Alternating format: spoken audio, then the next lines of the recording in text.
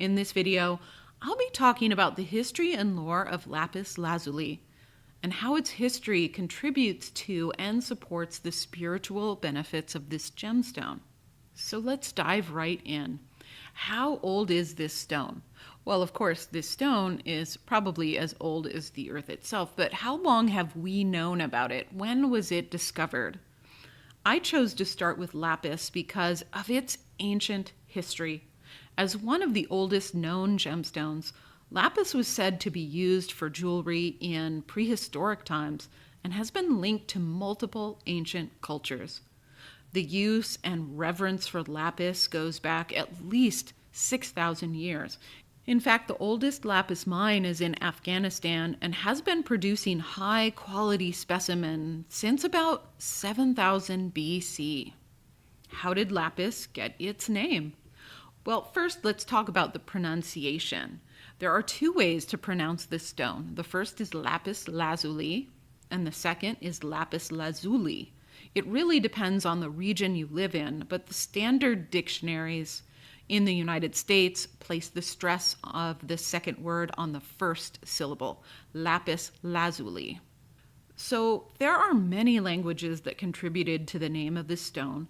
The ancient Greeks and Romans called this stone sapphirus, but was changed to its current name during the Middle Ages. In medieval Latin, the term lapis meant stone. Lazuli is not so straightforward. In Latin, it is generally interpreted as blue sky, but the Persian word lazuward also meant blue. Now, languages are not my talent, so I may not be pronouncing these perfectly, so please forgive me. But azul, which is a part of the word lazuli, also means blue. So eventually we found our way to a name that generally means blue stone. What is the structure and makeup of lapis? Lapis is composed of several minerals, so it's technically considered a rock, but it is a semi-precious rock, as opposed to being its own mineral or a gem. It consists primarily of lazurite, but it could also include white calcite, sodalite, pyrite, and several other different minerals. Its inclusion of sodalite may explain why the two are often confused for each other. They do look very similar, but lapis will have pyrite inclusions, whereas sodalite does not. The most valuable pieces of lapis will have little to no white calcite, are a striking blue color with noticeable inclusions of pyrite.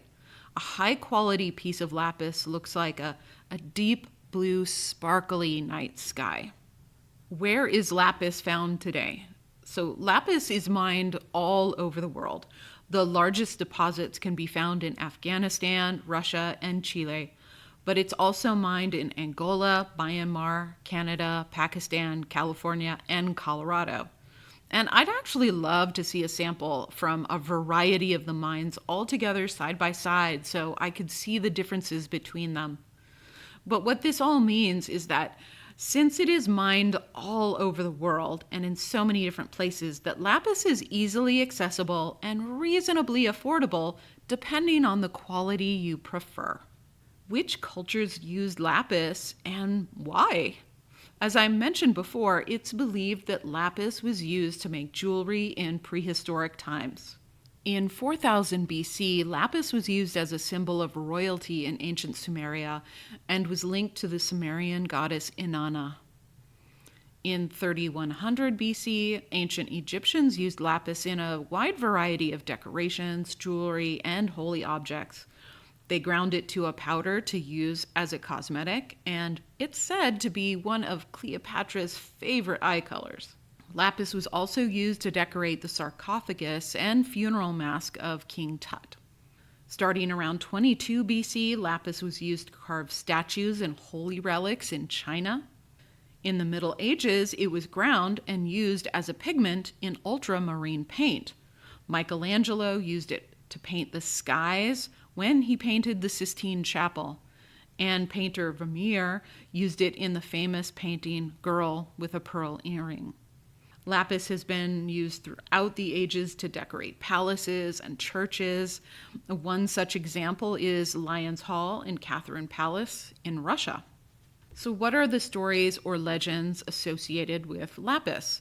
Well, as I mentioned before, in 4000 BC, the Sumerian goddess of love, Inanna, wore a lapis pendant and measuring rod. The color blue represented the color of the deep water and symbolized her role in creating the oceans and skies. In ancient Egypt, the stone was said to contain the soul of the gods, so would connect the bearer directly with the gods. Lapis specifically represented the god Mat, the goddess of truth, and was used by judges and high priestesses who sought the truth and wisdom. In the Egyptian Book of the Dead, it describes how to use lapis in funeral rites, therefore aiding those transitioning to the afterlife. In one of the earliest works of literature, the Epic of Gilgamesh, lapis was mentioned several times. In this story, lapis is used many times to represent the gods, either as gifts from the gods or to indicate that something is the property of or is a representative of the gods. Another legend describes how King Solomon was aided by an angel of the Lord who gave him a lapis ring. This ring enabled him to control an army of demons that he used to build a temple. And then also from a healing perspective, some cultures used lapis ground up as a powder and used in a poultice to draw out spiritual impurities. It would help a person release those urges and qualities that were preventing spiritual progress. How can these legends about lapis contribute to its benefits? Because of its shade of blue and the flecks of sparkly pyrite, it's often been associated with the sky and to the gods who ruled from above. Throughout history, from all over the world and unrelated communities, lapis has represented the gods and the spiritual world. It aids in connecting to the gods, accessing the spirit world, and transitioning to the spirit world after death. This connects directly with the benefits associated with lapis. Sitting with lapis can help you connect with all aspects of your spiritual nature. First, lapis can help to awaken intuition. This helps you open and receive wisdom from whichever entity you consider greater than yourself or from the collective unconscious. Lapis also helps you connect to your own deep inner wisdom, the wisdom stored within you from past experience, past lives, and past guidance. It strengthens your sense of a gut feeling and your ability to act on them. Lapis acts, in essence, as a gateway to the gods, or as a gateway to external and internal wisdom. Second, as lapis represented the god of truth, it also acts to unveil the truth you may be denying and to help you uncover authenticity in your life. And I believe one of our ultimate spiritual goals is to discover and honor our authentic presence in this world. Lapis is a powerful tool for revealing the truth in a way that is undeniable and helps us own this truth. It's the color of the throat chakra, which regulates our sense of truth, authenticity, communication, and wisdom.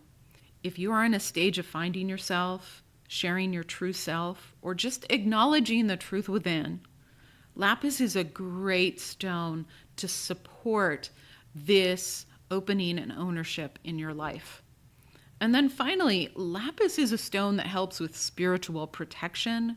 It protects your aura and energy. It will protect your mind, spirit, and body during meditations, rituals, and spiritual practices. If you have an active spiritual path and practice, especially if you are just starting, wearing or holding lapis can help keep you centered and protected during these practices. If you feel oppressed, surrounded by negative energy, or the target of someone else's negative energy, lapis acts as a shield to protect your energy. In essence, this is the perfect stone for spiritual awakening because it allows you to open up, receive, express yourself, and protects you while you do so. So in your everyday life, if you are immersing into your spiritual life, performing spiritual study and practices, and trying to awaken your intuition, wear this stone. You can feel safe in releasing any hesitation about your practice. So in summary, throughout history, lapis was considered a gemstone that would connect you to the spirit world. And it stands today as a gemstone that can help support, expand, and strengthen your own spiritual practice. I hope you've enjoyed this new format of video and find this information useful. If you have felt